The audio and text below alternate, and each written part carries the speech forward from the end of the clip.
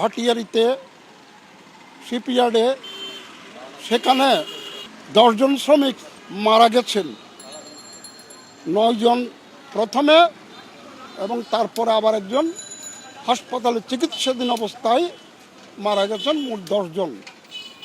তার মধ্যে সমুদ্র উপকূলবর্তী জেলে আছে 2 জন, আর বাকিরা চট্টগ্রামের আছে এবং অন্য জেলারও আছে। তো আজকে মানুষের বেকারত্ব, দুর্বিষহ জীবন, এগুলোর কারণে একটা মৃত্যুপুরীতে কাজ করতে আসে মানুষ।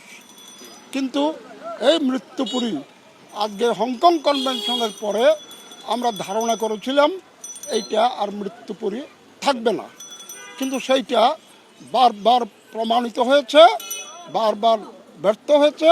এখানে দুর্ঘটনা ঘটেই চলেছে।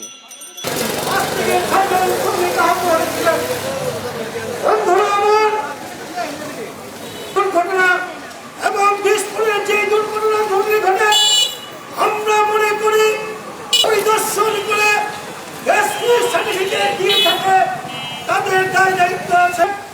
সেটাকে আপনি আপনার অফিসে বসে দিয়েছেন, তাকে জাস্ট পরিদর্শন করে আপনি যদি ওই এসি রুমে বসে আপনি যদি ওই ইলেকট্রিক দিয়ে থাকেন, সেই সার্টিফিকেট